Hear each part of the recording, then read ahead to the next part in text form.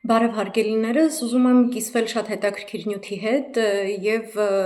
խնդրելու եմ, որ այն տարածեք ի տարբերություն մնացած նյութերի, որ ես պատրաստում եմ, սա շատ կարեւոր է, որովհետեւ այն լուսաբանում է, թե ինչի դիմաց է Նիկոլ Փաշինյանը խոստացել այսպես կոչված ԵՄ-ի հետ վիզաների ազատականացում։ Աղբյուրը թուրքական մամլո միջոց է, Ուլուսալ ալիքը եւ լրատվական մեծ կոնցեռնը, որը պատկանում է պրո-էրդողանյան կուսակցություններից մեկին, Թուրքիայի հայրենասիրական կուսակցությանը, Դոգու Պերինչեկի կուսակցությանը, նրա լրատվամիջոցն է տեղադրել այս նյութը։ Ես այն հիմա ձեզ պարզ կկարդամ, կդնեմ մեկնաբանություններում, նաեւ հղումը։ ԵՄ-ն 250,000 փախստական է ուղարկում Հայաստան։ ԵՄ-ի հետ կնքված համաձայնագրի համաձայն Հայաստանը մերձավոր արևելքից կընդունի 250,000 փախստական։ 2026 թվականի մայիսի սկզբին Հայաստանում կայացած ԵՄ առաջին գագաթնաժողովից հետո Հայաստանը եւ Եվրամիությունը ընդունեցին 44 կետից բաղկացած հռչակագիր եւ ստորագրեցին մի շարք համաձայնագրեր, որոնք ուղղված էին երկու երկրների միջև հարաբերությունների զարգացմանն ու ամրապնդմանը։ Այդ համաձայնագրերից մեկի համաձայն Հայաստանը կընդունի 250,000 փախստականների, որոնք ներկայումս իրավական կարգավիճակ չունեն Եվրամիության երկրներում։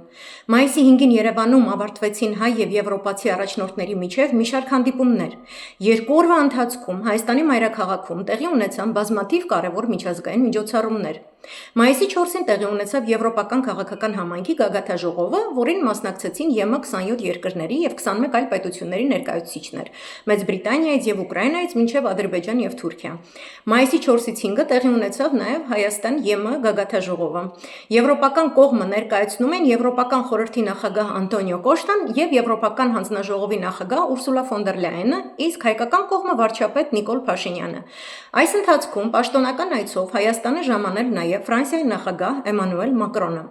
Հանդիպումների հիմնական արդյունքը 44 կետից բաղկացած համատեղ հայտարարություններ, որում ուրվագծվում են կողմերի կողմից մի շարք հարցերի շուրջ համաձայնեցված դիրքորոշումները։ Այս հայտարարությունը ներառում էր աջակցություն Հայաստանի եւ Ադրբեջանի միջև խաղաղության ամրապնդմանը եւ Հայաստանի Թուրքիայի հետ հարաբերությունների կարգավորմանը, մտահոգություն Ուկրաինայում շարունակվող պատերազմի վերաբերյալ եւ աջակցություն խաղաղության հասնելու բոլոր ջանքերին։ Այնուամենայնիվ, հրապարակային հայտարարություններից բացի ձեռք են բերվել նաեւ այլ համաձայնություններ։ Այդ թվում միգրացիայի վերաբերյալ, որը Եվրամիությունում հրատապ խնդիր է։ Հայաստանի որպես ԵՄ թեկնածու երկրի պաշտոնական ճանաչման պայմաններից մեկը համաձայնագիրն էր ընդունելու այնպիսի երկրներից, ինչպիսիք են Սիրիան, Իրաքը, Աֆղանստանը եւ Սուդանը, որոնց քաղաքացիները ներկայումս բնակվում են ԵՄ երկրներում։ Աճող աշխարհաքաղաքական անկայունության պայմաններում Եվրամիությունը շարունակում է բախվել զանգվածային միգրացիոն ճգնաժամի հետ։ Մերձավոր Արևելքից, Աֆրիկայից, Ասիայից փախստականների եւ անօրինական ներգաղթյալների աճող թիվը մեծացնում է եվրոպական սոցիալական համակարգերի վրա բեռը, դառնում է բուռն քաղաքական բանավեճի առարկա։ Եվրամիություն ժամանող շատ փախստականներ դժվարությունների են հանդիպում եվրոպական հասարակությանը ինտեգրվելու հարցում։ Հազարավոր միգրանտներ նաև ձերբակալվում են ԵՄ իրավապահ մարմինների կողմից տարբեր հանցագործությունների համար։ Եվրամիությունը ձգտում է վերացնել փախստականների այս ինտեգրված խումբը, ճակերտներում է դրված ինտեգրված բառը, Հայաստանի օգնությամբ։ Համաձայնագրի մանրամասները նշված են Երևանի գործընկերության համաձայնագրում միգրացիայի վերաբերյալ, որը ստորագրվել է Նիկոլ Փաշինյանի եւ Անտոնիո Կոշտայի կողմից Հայաստանում կայացած Եվրոպական գագաթնաժողովի ժամանակ։ Հունիսի սկզբին խորհրդարանական ընտրություններում Փաշինյանի հավանական հաղթանակով Հայաստանը կսկսի ընդունել փախստականների, որոնցից շատերը քրեական անցյալ ունեն, փորձելով թեթևացնել ԵՄ-ի վրա դրված միգրացիոն բեռը։ Միևնույն ժամանակ Նիկոլ Փաշինյանը պարզենում է, որ Հայաստանի եւ Եվրամիության միջև առանց վիզայի ճանապարհորդությունը ուժի մեջ կմտնի 2 տարվա ընթացքում։ Այնուամենայնիվ Հայաստանը դեռ երկար ճանապարհ ունի անցնելու ԵՄ թեկնածու երկրի կարգավիճակ ստանալու համար։ Սա թուրքական լրատվամիջոց է Ուլուսալ ալիքը, Ուլուսալ մեդիա կոնցեռնը, որը պատկանում է պրո-էրդողանյան կուսակցության, Թուրքիայի հայրենասիրական կուսակցություն։ Հիմա այդ ստահակին ես այսպիսի հարց ունեմ. ամեն տեղ բակերում երբ որ գնում բարձրանում ես պիկապի կուզովների վրա, պետական բյուջեն մսխում ես քո քարոզարշավը կատարելու համար, հաղթանակի եւ անկախության տոնի հետ որևէ կապ չունենալով, լինելով ինքը թողը հանձնող ու դավաճան, այդ պետական բյուջեն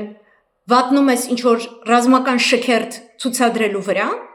եւ գորգորում ես այստեղ այնտեղ, որ ընդդիմադիր ուժերը միլիոններ են ծախսում, որպեսի գրվեն ամենուրեք 300,000 ադրբեջանցիների մասին, նման բան չկա, նրանք տուրիստներ են եւ այլն, ու դու հայտարարում ես, որ դու երաշխավորում ես, որ այդպիսի բան չի լինելու եւ չես ասում, որ 300,000-ը չեն գա, ասում ես գալու են տուրիստի կարգավիճակով, երևի այս 250,000 իմիգրանտներն էլ, որ Եվրոպայում ապօրինաբար են, նախնական առումով տուրիստի կարգավիճակով են տենց եկել, հետո տենց դառնում են ապօրին իմիգրանտներ, հետո դառնում են հսկայական բեռ սոցիալական համակարգերի վրա այդ երկրներում չեն կարողանում ինտեգրվել, որովհետև ԱՄՆ-ն այնպես է արել, որ Եվրոմիությունը ի տարբերություն նույն ԱՄՆ-ի, նույն Ավստրալիան, նույն անգամ Մեծ Բրիտանիայի, նույն Կանադայի չդնի որևէ զտողական կատեգորիաներ, նախապայմաններ, ըստ որի կարողանան բերել այնքան մարդ, որքան ընդունակ են, այնպիսի որակի մարդկանց, ում կարող են իսկապես ինտեգրել եւ ում մասնակցությունը իրենց հասարակության մեջ ավելացված արժեք է, այլ ոչ ծանրաբեռնվածություն, առանց կարգ ու կանոնի բերել են եւ հիմա դա ուղարկելու են։ Սա գրում է թուրքական քո սրտի Էրդողանի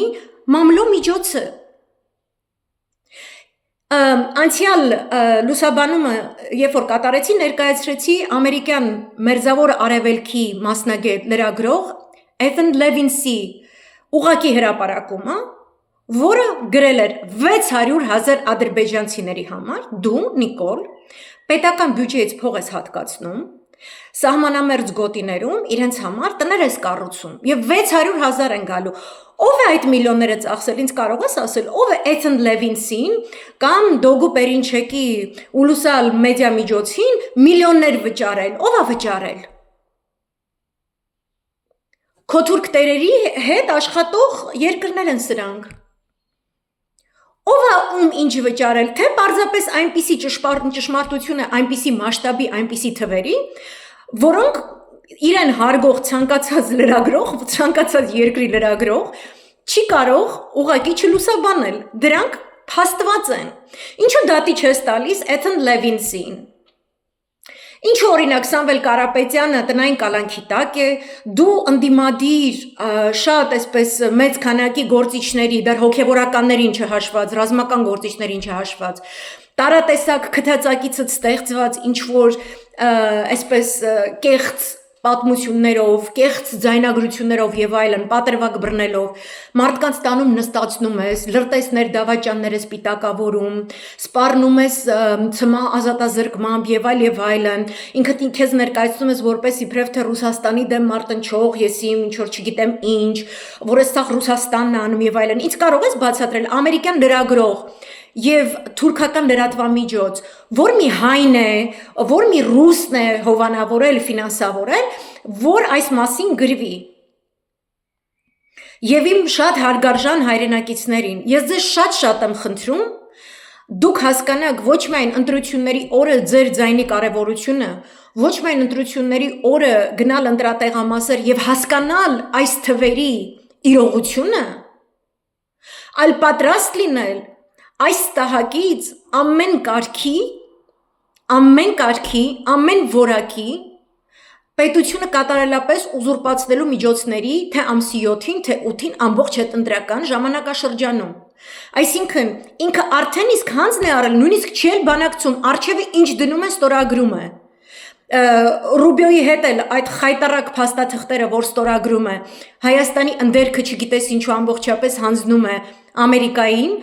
ամենացածր ռեյտինգ ունեցող նախագահի օրոք ԱՄՆ պատմության մեջ այսքան ցածր ռեյտինգ ունեցող նախագահ, այսքան կործանարար թե արտաքին եւ թե ներքին քաղաքականություն վարող նախագահ չի եղել։ Այնտեղ խորը քաղաքական ճգնաժամ է, մարտի են պատրաստվում թե դեմոկրատները եւ թե հանրապետականները եւ մարտի են պատրաստվում ոչ թե հակառակ բարիկադներում, հասարակությունը գնում է որոշակի կատեգորիաների քաղաքական ինքնազտման ճանապարհով։ Չի ասում ես 5 տարի քաղաքականությամբ չեմ զբաղվում, միայն ընտրությունների օրը այսինչ այնինչ բաները կանեմ։ Իրենք հիմա են դեմ Իրանի դեմ մղվող պատերազմին, իրենք հիմա են դեմ ԱՄՆ-ի մասնակցությանը Իսրայելի կողմից վարվող ցեղասպանությանը, որը հովանավորում է ԱՄՆ իր զենքերով եւ յուրաքանչյուր ԱՄՆ քաղաքացի այդ զենքերի համար տրամադրված հարկային միջոցներով, որ ինքը իր աշխատանքով է տվել։ Մեծ հարցականի տակ է դրված ԱՄՆ-Իսրայել փոխհամագործակցությունը։ Ով է ինչ միլիոններ տվել, Նիկոլ, մի հատ ինձ բացատրի, ես գեոքաղաքական բաները հանկարծ չխորանամ, դու դժվարություն ունես հասկանալու, ինչպես որ ցավոք սրտի շատ իմ հայրենակիցներ։ Դուք պատրաստ եք պայքարի, հարգելի հայրենակիցներ, հարգելի ընդդիմություն։ Դեռ վիզայի ազատականացում չեղած, սա արդեն իր վրա հանձն է առել 250,000 ապօրինի միգրանտներ, այսինքն սրանք այնպիսի շերտ են այս մարդիկ, պատերազմական գոտիներից եկած, որոնց ինտեգրումը Եվրոմիությունում հնարավոր չէ, այսինքն Եվրոմիությունը նաև ունի միջոցների սղության խնդիր։ Եվ այսօր Մոսկվայից հնչող նախազգուշացումները, Պեսկովի հայտարարությունը ես դրել եմ թե Facebook եւ թե Telegram-յանի մալիքում, մեջերում դրված է, որտեղ նա ասում է, որ ԵՄ ինտեգրումը չի կարող տեղի ունենալ ԵԱՏՄ-ի հետ տնտեսական փոխգործակցությունից առաջացած եկամտի հաշվին։ Եթե դուք ԵՄ եք գնում, դա կատարեք ձեր հաշվին։ Եվ սրա մասին բողոքել կամ ասել ինչու են ռուսական մարմինները պատկան արգելափակում հայկական գյուղատնտեսական ապրանքների, ապրանքատեսակների մուտքը Ռուսաստանի Դաշնություն։ Եվրոմիություն եք պատրաստվում մտնել, խնդրում եմ ձեր միջոցներով ձեր գյուղատնտեսական ապրանքները վաճառեք, ծաղիկները վաճառեք Հոլանդիային։ Մրգերը վաճառեք Հունաստանին, Իտալիային, Իսպանիային, Ֆրանսիայի հարավին։ Ձեր ձայնը շատ կարևոր է, բայց նաև ձեր ձայնը ընդդիմությունից կատարյալ պատասխանատվություն պահանջելու։ Այն բոլոր սցենարների դեպքում, երբ որ սա կորոշի ուզուրպացնել իշխանությունը, ոչ մեկի հաղթանակը այլ կողմի չընդունել, կեղծիքներ արդեն իսկ իրականացնում է։ Փորձել բռնի ուժով մնալ իշխանության։ Դուք պետք է պատրաստ լինեք պահանջելու ընդդիմությունից ի հակառակ 2021-ի եւ դրան հաջորդած 5 տարիների ձեր իներտության, հանցավոր անգործության, որի գլխավոր արդյունքը եղավ Արցախի կորուստը եւ թշնամական դիրքերի առաջբերումը Հայաստանի Հանրապետության տարածքով։ Այս անգամ պատրաստվեք պատասխանատվություն պահանջելու ընդդիմությունից, իսկ ընդդիմությունը թող պատրաստվի, որ ահա այսպիսի պահանջարկ է լինելու իրենից, որտեվ սա ազգային անվտանգության սպառնալիք է, մինչև տնտեսական թռիչքաձև աճից, հեքիաթներից եւ այլնից խոսելը, եթե դուք անվտանգության կմախքը, ողնաշարը երկրի չեք պաշտպանում, չեք հասկանում պահի օրհասականությունը եւ չեք պատրաստվում կռիվ տալ մինչև վերջ ատամներով պահած հայ ազգային արժեհամակարգը։ Ուրեմն աչքներդ կթարթեք կբացեք եւ արդեն թե այդ 250,000-ն են մեր երկրում, արդեն այդ 600,000-ի առաջին հատված 300,000-ն են մեր երկրում, սա դեռ չհաշված այս վերջին տարիների ընթացքում այս տխմարի օրոք արդեն իսկ Հայաստան բերված իգիլականներին, ովքեր դեռևս քնած վիճակում են, սա լուրջ սպառնալիք է, այս վարձկանների արկայությունը լուրջ սպառնալիք է, այսինքն մենք դեռ պետք է զտենք, մենք դեռ պետք է հասկանանք Կենտրոնական Ասիայից եւ այլ երկրներից եկածների մեջ, որոնք են իգիլականներ, որտեւ սա փոխելու է օրենսդրությունը, սա սկսելու է մզկիթներ կառուցել, մզկիթներ կառուցելու զուգահեռ արգելափակելու է եկեղեցին, կատարյալ բռնաճնշումների է ենթարկելու եկեղեցին ընդհուպ մինչև այն փակելը, առանց մի վայրկյան մտածելու, առանց մի վայրկյան հետ քայլ անելու։ Դպրոցներում Պետրոս Ղազարյանի կնոջ ձեռան բերելու է ադրբեջաներենի դասընթացներ։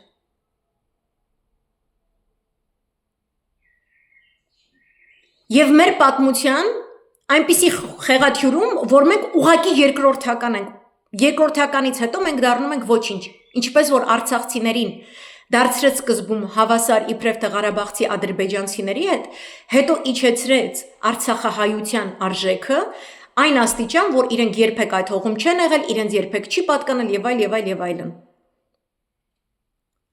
Մի վախեցեք, ասելու 600,000 ադրբեջանցիներ, գումարած 250,000 միգրանտներ Եվրոմիությունից, գումարած արդեն իսկ երկրում գտնվող քնած բջիջների գիլականների, գումարած այն անորոշ թիվը, որը օրինակ սեպտեմբերին ռազմական գործողությունների արձրծման դեպքում հերթական պարտվողական պատերազմի Նիկոլի եւ Ալիևի կողմից